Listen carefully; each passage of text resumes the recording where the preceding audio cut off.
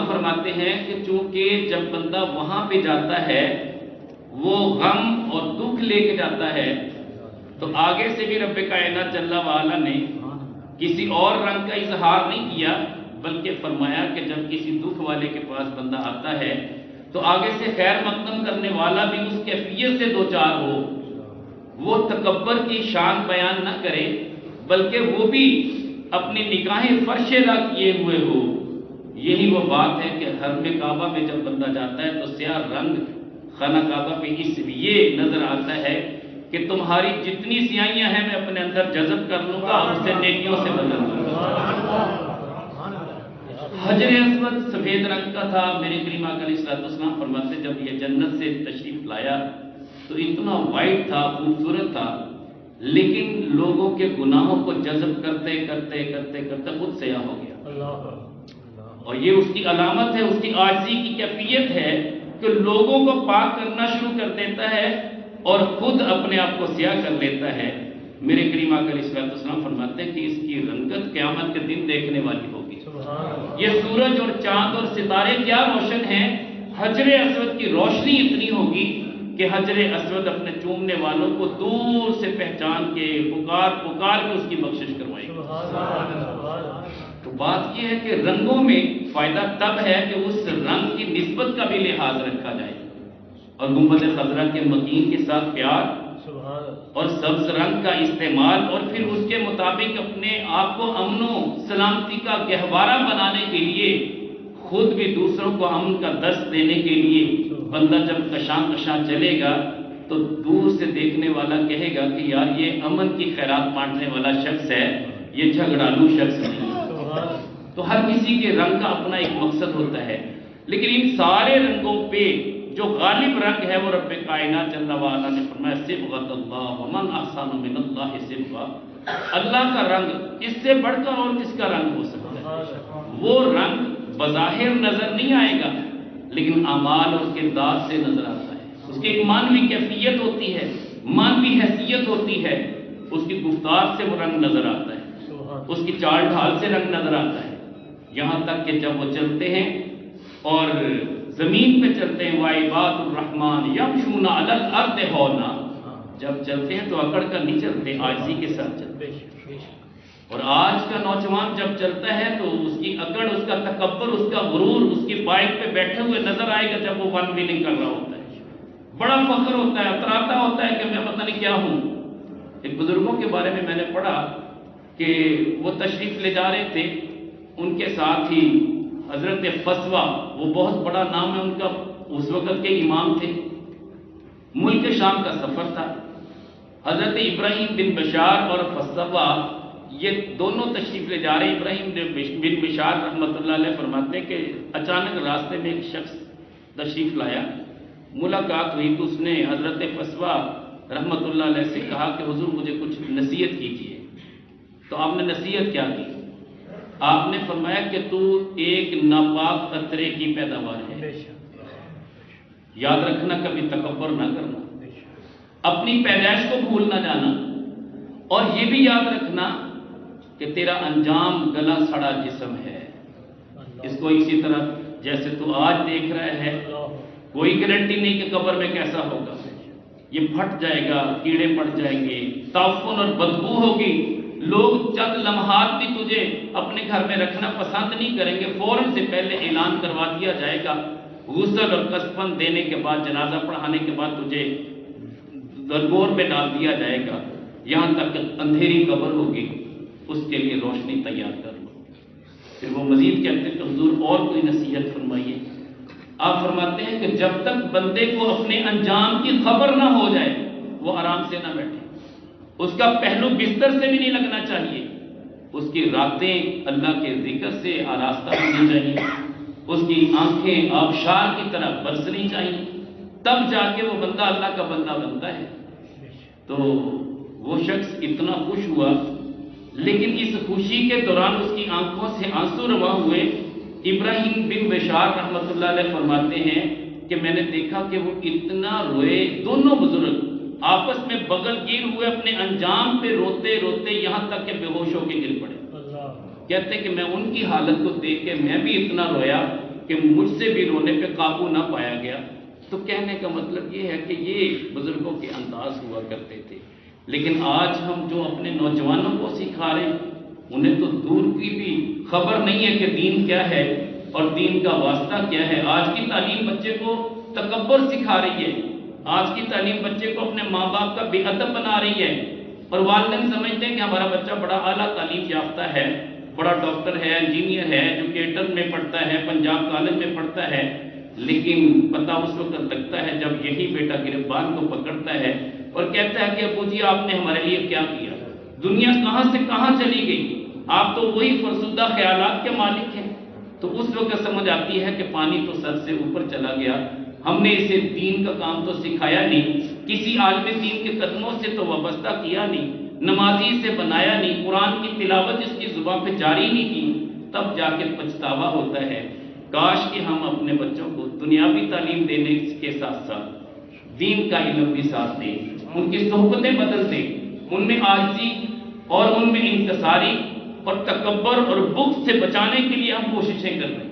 عاجزی کی ایسی ان کو کیفیت سے آشنا کر دیں، اور ہو سکے تو ایسے علماء کے پاس بھیجیں جو خشیت الہی کے پیکر ہوتے ہیں۔ یقیناً رب کائنات جل وعلا نے فرمایا انما یخشی اللہ من عبادہ العلماء، علماء کی شان تو یہ ہے کہ وہ اللہ سے ڈرنے والے ہوتے ہیں، وہ خشیت الہی کے پیکر ہوتے ہیں، وہ کبھی بھی تکبر والا جملہ نہیں کہتے۔ باجد بستامی علیہ رحمہ گلی میں تشریف لا رہے ہیں، اور کیفیت یہ ہے کہ مریدین ساتھ ہیں، جم غفیر ہے، اور اچانک آگے سے ایک کتا آیا، اس نے بندوں کو دیکھ کے جب بولنا شروع کیا تو آپ رونے شروع ہو گئے، روتے روتے نیچے بیٹھ گئے۔ مریدین نے پوچھا کہ حضور اس کی وجہ کیا ہے؟ وہ تو روٹین میں بھونکتا ہے لیکن آپ کیوں روتے ہیں؟ میں تمہیں پتہ یہ کیا کہہ رہا ہے؟ یہ کہہ رہا ہے باجزین زندگی میں کبھی تکبر نہ کرنا، اور یہ بھی بتاؤ مجھے کہ رب نے مجھے کتا کیوں بنایا اور تمہیں انسان کیوں بنایا، کون سی نیکی تھی تمہارے پاس؟ باجزین بستامی علیہ رحمہ فرماتے ہیں کہ میں اس کی اس بات پہ حیران تھا کہ اس نے مجھ پہ سوال کر دیا، یقیناً میرے دامن میں تو کوئی نیکی نہیں تھی، یہ تو محض اس کا فضل ہے کہ اس نے مجھے انسان بنا دیا اور اس کو کتا بنا دیا۔ تو رب کے اس فضل کا کبھی بھی انکار نہیں کرنا، ہمیشہ شکر گزاری کے ساتھ آنسو بہانے ہیں۔ کیفیت یہ ہو کہ ہر وقت بندے کا ذکر فکر سے آراستہ ہو۔ میرے کریم آقا علیہ الصلوۃ والسلام تشریف فرما ہے، صحابہ کا جمع غفیر ہے، اور کریم آقا علیہ الصلوۃ والسلام فرماتے ہیں کہ اے پیارے صحابہ میں تمہارے سامنے سورہ التکاثر پڑھوں گا، تم رونے کی کوشش کرنا۔ اس لیے کہ ہم مال جمع کرنے میں لگ گئے۔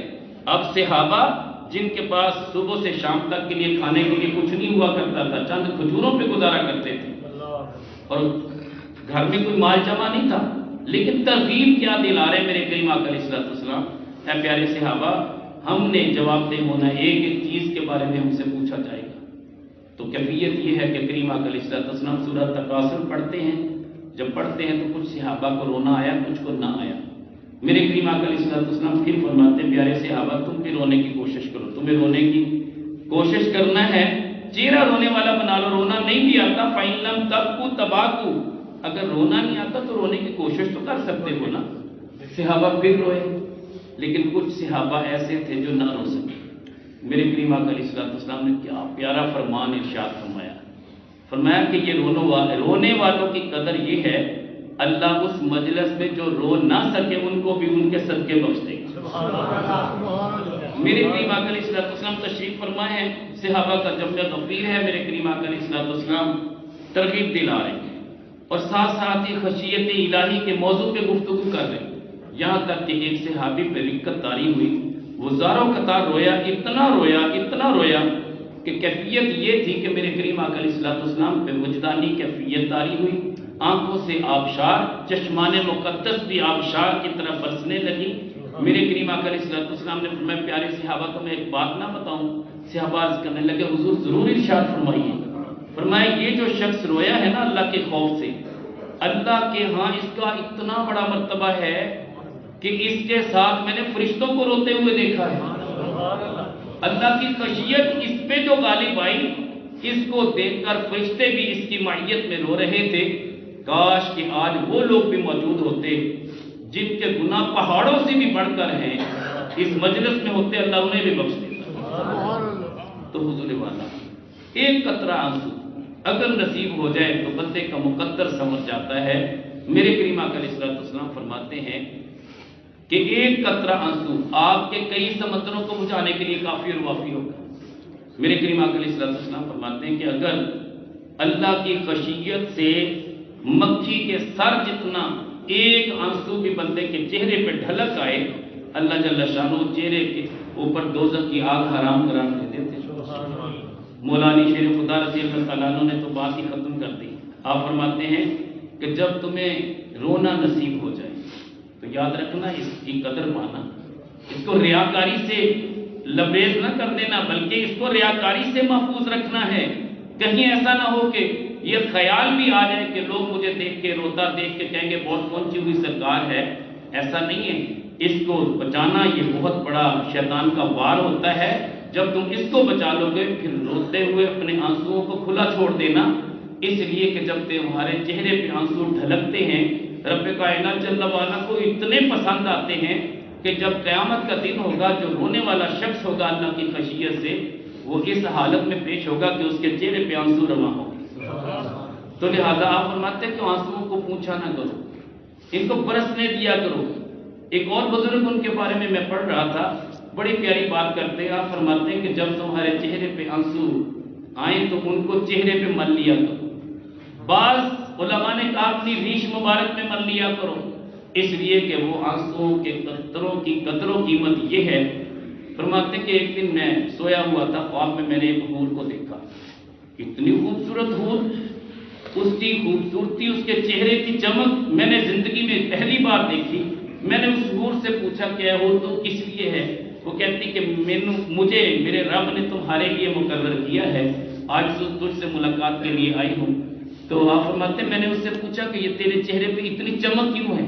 کہتی آپ جو روتے ہیں نا، اس رونے کی وجہ سے رب کائنات جل وعلا اس آنسوؤں سے میرے چہرے پہ ایسی کرم بخشی فرما دیتے ہیں، یہ تمہارے رونے کی وجہ سے اللہ مجھے میرے حسن کو اور نکھار دیتا ہے۔ تو لہٰذا حضرت ابراہیم علیہ السلام کے بارے میں نے روایت پڑھی کہ آپ اتنے خشیت الہی کے پیکر تھے۔ میرے کریم آقا علیہ السلام کے جد امجد ہیں، خود میرے کریم آقا علیہ السلام فرمایا کرتے تھے انا دعوت بابی ابراہیم، میں اپنے باپ ابراہیم کی دعا سے پیدا ہوا۔ تو ہم تو ابھی اعتراض کرتے ہیں کہ بزرگوں سے کچھ نہیں ہوتا، میں کہتا ہوں میرے نبی کہہ رہے ہیں کہ میں اپنے باپ ابراہیم کی دعا ہوں، اس لیے کہ جب خانہ کعبہ کی تعمیر کی تھی تو یہی کہا تھا ربنا وابعث فیہم رسولا، تو رب نے یہ دعا قبول کر کے انہی کی اولاد میں سے، انہی کی نسل میں سے سرکار فرماتے ہیں کہ مجھے پیدا کیا گیا ہے۔ تو ابراہیم علیہ السلام آپ جب رویا کرتے تھے، علماء لکھتے ہیں کہ 1 میل کے فاصلے تک ان کے سینے کی گڑگڑاہٹ سنائی دیا کرتی۔ بی بی عائشہ صدیقہ رضی اللہ تعالیٰ عنہ آپ فرماتی ہیں کہ میں جب اللہ کے پیارے نبی صلی اللہ علیہ وسلم کے حجرے میں ہوتی اور میں بعض اللہ کا سو جاتی، آقا کریم علیہ السلام کی ہچکی بن جاتی، سرکار مدینہ صلی اللہ علیہ وسلم اس طرح روتے کہ ان کے سینے سے جیسے ہڈیاں کے ابلنے کی آواز آتی ہے، میں اپنے کانوں سے یہ آواز سنتی۔ حضور والا ہم نے تو کبھی اس طرف توجہ ہی نہیں کی، ہم کہتے ہیں کہ رونا نہیں آتا، ہم کیا کریں، نہیں آتا بھائی، اس کی کوشش کرنی ہے۔ میرے کریم آقا علیہ السلام فرماتے ہیں کہ جس چیز کی طلب ہو اس دکان پہ جایا جاتا ہے، لہذا ایسی صحبتیں اختیار کر لو، جہاں سے یہ سودا ملتا ہے وہاں جایا کرو، جیسے ماحول میں بندہ بیٹھے گا اسی صحبت کا رنگ اس پہ نظر آئے گا۔ تو حقیقت ہے کہ صحابہ کی زندگی کو دیکھیے، میرے کریم آقا علیہ السلام کے چاروں یاروں کے بارے میں نے تذکرہ پڑھا۔ سیدنا ابوبکر صدیق رضی اللہ تعالیٰ عنہ نے گھر میں ایک مسجد بنائی ہوئی تھی، اس میں میرے کریم آقا علیہ السلام کے یہ پیارے صحابی ہمہ وقت رویا کرتے تھے، یہاں تک کہ یہودی خواتین دیوار سے اوپر سے دیکھتی کہ اس بابے کو کیا ہوا، کس لیے رو رہا ہے۔ سیدنا ابوبکر صدیق رضی اللہ تعالیٰ عنہ اور حضرت عمر بن خطاب رضی اللہ تعالیٰ عنہ، ان کی کیفیت یہ تھی کہ آپ نماز پڑھاتے، یہاں تک کہ جو صف کا آخری شخص ہوتا اس کو بھی آپ کی ہچکی کی آواز آتی۔ اور ایک دن آپ تلاوت کر رہے تھے، سورہ یوسف کی آخری رکوع تھا، اور جب اس میں یہ آیت پڑھی انما اشکو بثی وحزنی اللہ، میں اپنے شکوہ شکایت اور اپنا غم سب اپنے رب کی بارگاہ میں پیش کرتا ہوں۔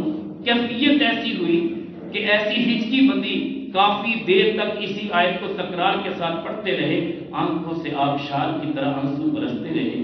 یہ حضرت عمر کی کیفیت ہے۔ اور حضرت عثمان غنی رضی اللہ تعالیٰ صحابہ فرماتے ہیں کہ ہمارے ساتھ بارہا ایسا ہوا کہ حضرت عثمان غنی رضی اللہ تعالیٰ نے قبرستان تشریف لے جاتے تو وہاں ایک الگ جگہ پہ بیٹھ جاتے، زاروں قطار ہوتے، یہاں تک کہ ان کی ریش مبارک آنسوؤں سے تر ہو جاتی۔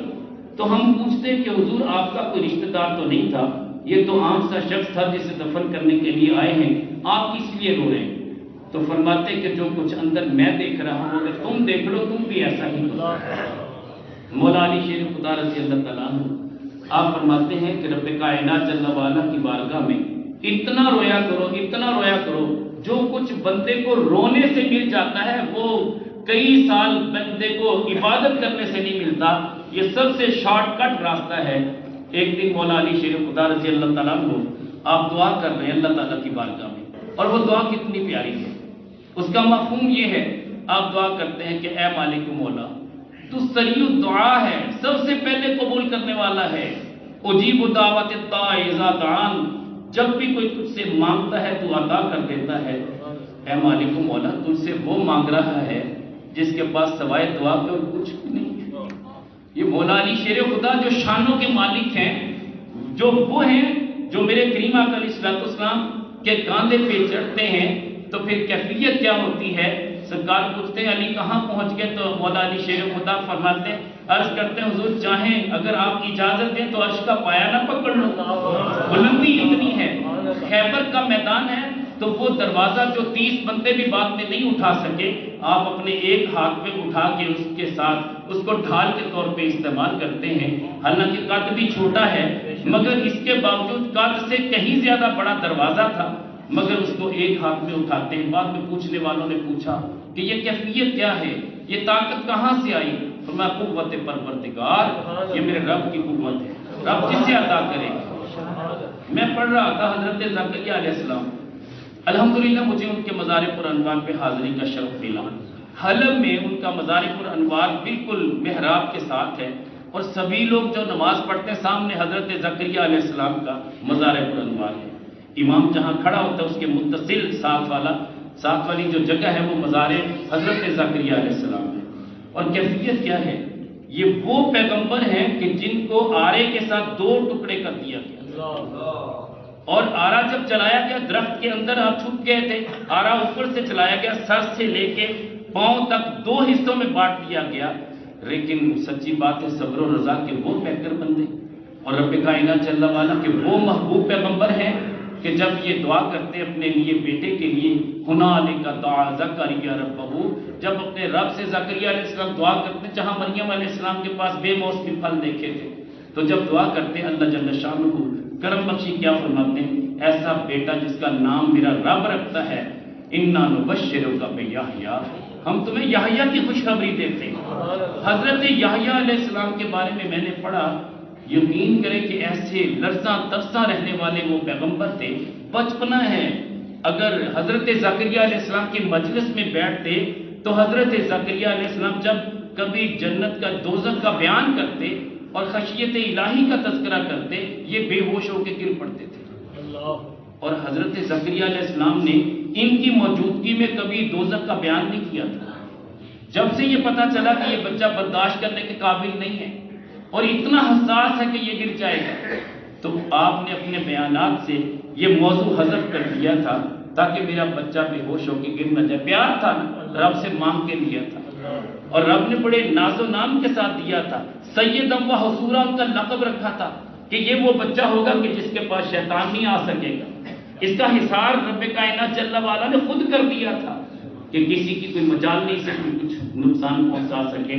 مگر یہ حضرت یحییٰ علیہ السلام جب رویا کرتے تو کیفیت یہ ہوتی کہ چہرے پہ رو رو کے یہاں پہ ایسی دھاریاں بن گئی تھی، زخم بن گئے تھے۔ ماں اپنے نقطۂ جگر کو کہتی ہے کہ بیٹا تو کیوں روتا ہے؟ تو بیٹا آگے سے کیا جواب دیتا ہے؟ وہ کہتا ہے کہ امی جی آپ کے پاس گارنٹی ہے کہ رب نے مجھے بخش دیا؟ یہ اس کی بچپن کی کیفیت ہے۔ حضرت یحییٰ علیہ السلام کی والدہ خون کی پشم کی پٹیاں پانی میں بھگو کے یہاں پہ لگاتی تاکہ میرے بچے کے زخم ٹھیک ہو جائے۔ یہ کیفیت ہوا کرتی تھی۔ ایک دن ایسا بھی ہوا کہ اتنا روتے ہیں 3 دن سے وہاں سے غائب ہو گئے، جہاں تک کہ حضرت زکریا علیہ السلام بھی تلاش کر رہے اور آپ کی اہلیہ محترمہ بھی تلاش کر رہے۔ 3 دن کے بعد ایک غار میں دیکھا گیا، ایک روایت میں ہے کہ ایک قبر میں آپ موجود تھے۔ جب وہاں دیکھا تو قبر کھدی ہوئی تھی، وہاں کھڑے تھے، زاروں قطار رو رہے تھے۔ پوچھا بیٹا کہ اتنا کیوں روتے ہو؟ کہتے ہیں ابو جان آپ بھی بتائیں، آپ نے بتایا نہیں تھا کہ سب سے پہلی گھاٹی وہ قبر ہے، قبر میں جانا ہے۔ جب بندہ قبر کی گھاٹی عبور کر لے گا تو پھر اس کی زندگی آسان ہو جائے گی۔ میرے پاس کوئی گارنٹی نہیں ہے، یہ میں نبی کی بات کر رہا ہوں، حضرت یحییٰ علیہ السلام کی بات کر رہا ہوں۔ ان کا سر انور بھی تن سے جدا کر دیا گیا تھا۔ فلسطین میں ان کا تن مبارک وہاں پہ دفن ہے، اور ان کا سر مبارک دمشق کی جامع مسجد کے عین وسط میں جو ہال کمرہ ہے وہاں پہ دفن ہے۔ الحمدللہ وہاں پہ بھی حاضری نصیب ہوئی تھی۔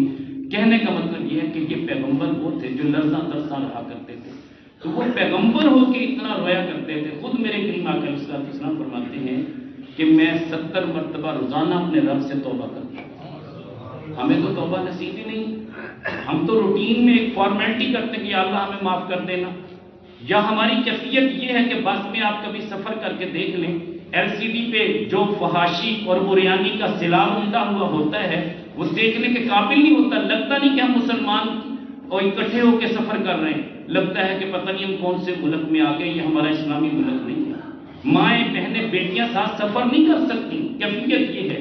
اور اگر ایل سی ڈی بند بھی ہے تو ہر بندے کے ہاتھ میں ایل سی ڈی موجود ہے۔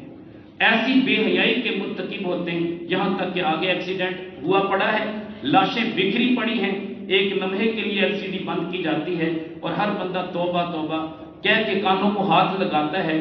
تھوڑی ہی دیر کے بعد ابھی 1 کلومیٹر بھی سفر نہیں ہوتا، پھر وہی راگ الاپا جاتا ہے، وہی کچھ دکھایا جاتا ہے جو پہلے دکھایا جا رہا تھا۔ عبرت کے آنسو ہماری آنکھوں سے خشک ہو چکے ہیں۔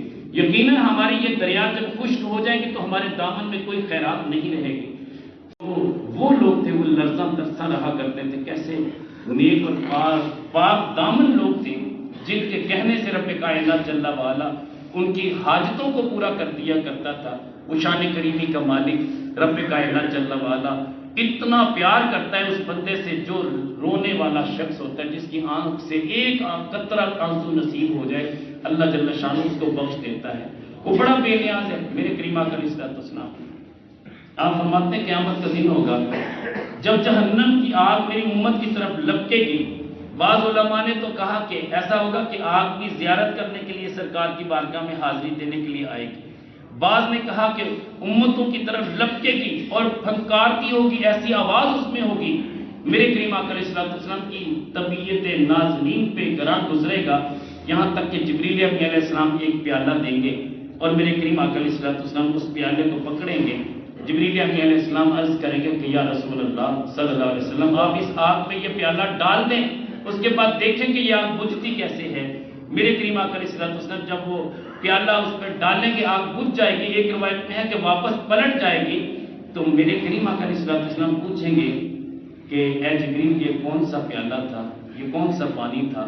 تو جبریل علیہ السلام عرض کریں گے کہ یا رسول اللہ آپ کے وہ امتی جو خشیت الہی سے رویا کرتے تھے، ان کی آنکھوں کا یہ پانی ہے۔ اس لیے کہ فرشتوں کو اللہ جل شانہ نے اس کام پہ مامور کر دیا ہوتا ہے کہ وہ رونے والوں کی آنکھوں کے پانی کو جمع کرتے ہیں، جو قیامت کے دن کام آئیں گے۔ تو ہمارے کریم آقا علیہ السلام جتنا روئے اس کو کوئی اندازہ کر سکتا ہے؟ کبھی کئی دن غاروں میں چلے جاتے ہیں اور ساری رات اور دن رو رو کے اپنی امت کے لیے دعا کرتے ہیں۔ ہم نے کبھی سوچا کہ ہمارے نبی تو ہمارے لیے روتے ہیں، رو رو کے مصطفیٰ نے دریا بہا دیے ہیں۔ ہم تو لفظوں کی حد تک کرتے، کبھی ہم نے خود نہیں سوچا، اپنا محاسبہ نہیں کیا کہ آخر ہمیں رونا کیوں نہیں آتا۔ ایک بہت بڑے امام ہیں، میں نے ان کا تذکرہ پڑھا، وہ فرما رہے تھے کہ کبھی بھی کسی کے رونے پہ طنز نہ کر بیٹھنا، کبھی یہ نہ کرنا یہ مگرمچھ کے آنسو ہیں، یہ ایسے ہی روتا رہتا، کبھی نہ کہنا۔ کہتے ہیں کہ میں نے زندگی میں ایک بار اعتراض کیا تھا ایک شخص سے، تو میں 40 دن تک رو نہیں پایا، میری آنکھوں کے دریا خشک کر دیے گئے اور مجھے جھنجھوڑا گیا کہ تو کسی پہ طنز کرتا ہے، تجھے کیا پتا کہ اس کی نیت ریاکاری کی تھی یا کیسی تھی، کیا تو دل کو جانتا ہے؟ فرماتے 40 دن تک مجھے رونا نصیب نہیں ہوا۔ لہذا کبھی بھی نہ کسی کے رقص پہ طنز کر، نہ کسی کے غم کا مذاق اڑا۔ یہ مزاج عشق رسول ہے، جسے چاہے جیسے نواز، وہ مالک ہے۔ اور کبھی یہ بھی تکبر نہ کر لینا کہ ان کو تو رونا نہیں آتا، میں زیادہ روتا ہوں، کبھی تکبر نہ کرنا۔ اس کے دل کی رونے کی کیفیت رب جانتا ہے، بظاہر آنکھوں میں آنسو نہیں ہے، لیکن اس کا دل کتنا روتا ہے، کبھی اس بندے سے پوچھ کے دیکھیے۔ حضرت خواجہ حسن بصری رحمۃ اللہ علیہ، بڑا پیارا واقعہ یاد آ گیا۔ آپ نماز پڑھنے کے بعد جب باہر نکلے تو سامنے سے ایک شخص ایسا آیا، اس نے پوچھا کہ حضور جماعت ہوگی؟ تو آپ نے کہا ہاں جماعت ہوگی۔ تو کہنے لگا اوف، بس یہ اس نے اوف یا آہ نکالی تو خواجہ حسن بصری رحمۃ اللہ علیہ فرماتے ہیں کہ پریشان ہونے کی حاجت کیا ہے، نماز پڑھ لو، تمہیں اللہ تعالیٰ نیت کا اجر دے دے گا۔ وہ کہتا ہے حضور نماز تو پڑھ لوں گا، مگر 27 نمازیں وہ ان سے تو میں محروم ہو گیا، تو میں نے یہ آہ اس لیے نکالی ہے۔ آپ فرماتے ہیں کہ چلے مجھ سے سودا کرے، یہ جو تو نے آہ نکالی ہے نا یہ مجھے دے دو اور میری 27 نمازیں تم لے لو۔ اس نے کہا یہ تو بڑا سستا سودا ہے۔ اس نے کہا حضور یہ ڈن ہو گیا، اوکے کر دیا۔ کہنے لگا کہ حضور یہ جو ابھی میں نماز پڑھوں گا یہ آپ کے کھاتے میں جو آپ نے پڑھی ہے 27 نمازوں کا اجر آپ نے لیا ہے، آپ مجھے دے دیں۔ آپ نے کہا ٹھیک ہے تیری طرف سے، یہ میری طرف سے تجھے ہو گیا۔ تو وہ بندہ جا کے جب سویا رات کو تو خواب میں کسی کہنے والے نے کہا کہ بڑے گھاٹے کا سودا کیا، بڑے گھاٹے کا سودا کیا، تجھے پتا ہے تیری اس آہ سے رب نے تجھے 200 نمازوں کا اجر دینا تھا، تو 27 پہ اکتفا کر بیٹھا۔ صبح اٹھا خواجہ حسن بصری رحمۃ اللہ علیہ کی بارگاہ میں حاضر ہوتا ہے، ابھی اس نے عرض نہیں کی۔ یہ نگاہ فراست رکھنے والے اولیاء جانتے ہیں۔ آپ فرماتے جو خواب تو دیکھ کے آیا میں نے بھی دیکھ لیا ہے، تو اب کیا کرنا ہے؟ کہنے لگا حضور میرا سودا واپس کر دیجیے۔ تو لہٰذا کبھی یار ترس اپنے اوپر کھائیں، کبھی رات کی تنہائی میں اٹھیں۔ میرے کریم آقا علیہ الصلوۃ والسلام فرماتے جو رات کو اٹھ کے رویا کرتا ہے، جو آنسو بہاتا ہے، رب کو وہ آنسو اتنے پسند ہیں، اتنے پسند ہیں کہ وہ مانگتا بعد میں ہے، اللہ اس کی حاجت پوری پہلے کر دیتا ہے۔ میں کہتا ہوں ڈاکٹر علامہ اقبال کو دیکھیے، یقین جانیے ان کو روتے ہوئے دیکھا اور ان کے ذکر و فکر کو دیکھا۔ وہ فرماتے ہیں کسی نے پوچھا کہ آپ علامہ اقبال کیسے کہلائے جبکہ آپ عالم دین نہیں ہیں؟ آپ فرماتے ہیں کہ میں نے 1 کروڑ مرتبہ میں نے آقا کریم علیہ السلام سے اس حالت میں درود و سلام سرکار کی بارگاہ میں پڑھا ہے کہ جب میں درود پڑھتا تو آپ می گردد وجود، میری کیفیت یہ ہوتی کہ میں پانی پانی ہو جاتا، میں شرمندہ ہو جاتا۔ حضور والا سیدنا عبد القادر جیلانی حضور غوث پاک رحمۃ اللہ علیہ خانہ کعبہ کے ساتھ لپٹے ہوئے ہیں اور زاروں قطار رو رہے ہیں۔ تو پوچھنے والے نے پوچھا کہ حضور آپ کون ہیں، کیوں اتنی آہذاری کر رہے ہیں، اور لفظ کیا تھے؟ اے مالک و مولا جب قیامت کے دن مجھے اٹھانا، مجھے اندھا اٹھانا، اس لیے کہ میں تیرا سامنا نہیں کر پاؤں گا۔ یہ حضور غوث پاک رحمۃ اللہ علیہ جس کی 11ویں ہم کھاتے ہیں، جن کے ناموں کے چاول کھاتے لیکن ان کا کام نہیں ہم کرتے، ان کی سیرت پہ ہم نہیں چلتے، یقیناً ان کی خشیت الہی کی اس کیفیت کو دیکھیے۔ آپ فرماتے کہ مالک و مولا مجھے قیامت کے دن اندھا اٹھانا، میں تیرا سامنا کیسے کر پاؤں گا؟ تو میں کہتا ہوں کہ دیکھنے والوں نے دیکھا جب آپ نے نقاب اٹھایا تو سیدنا عبد القادر جیلانی حضور غوث پاک، اور ڈاکٹر علامہ اقبال کو دیکھیے ان کا انداز ہی کچھ اور ہے۔ وہ کہتے تو غنی از خرد و عالم منفذ، روز محشر عذر ہائے منفذی، گرچہ تو می بینی حساب ناگزیر، از نگاہ مصطفیٰ پنہا بدیر۔ وہ کہتے مالک و مولا میں تیری بارگاہ میں اگر اس حالت میں پیش ہو جاؤں تو بے نیاز ہے نا، تو مجھے یقیناً بخش دے گا، لیکن پھر بھی اگر تو نے میرا حساب لینا ہے تو کم از کم یہ کرنا مجھے از نگاہ مصطفیٰ پنہا بدیر کہ میرے کریم آقا علیہ السلام کی نگاہ سے چھپا کے حساب لے لینا، ان کے سامنے مجھے رسوا۔ تو یہ مزاج ہے ہر کسی کا۔ امام عشق و محبت کو دیکھیے، آپ فرماتے ہیں چھپاؤں تجھ سے منہ تو کروں کس کے سامنے۔ میں کہتا ہوں کہ آقا کریم علیہ السلام سے بھی ہم چھپا نہیں سکتے، لیکن عاجزی کی کیفیت ان کی بھی یہ ہے کہ ہمیں آقا کریم علیہ السلام کے ساتھ دامن سے وابستہ ہونا ہے۔ یقیناً سرکار دو جہاں مالک کون و مکان صلی اللہ علیہ وسلم ہماری بخشش کے لیے جب اپنے رب کی بارگاہ میں دعا کے لیے ہاتھ بلند کریں گے، رب کائنات ہمیں کبھی مایوس نہیں کرے گا۔ اللہ جل شانہ ہم سب کا بھی بیٹھنا قبول فرمائے۔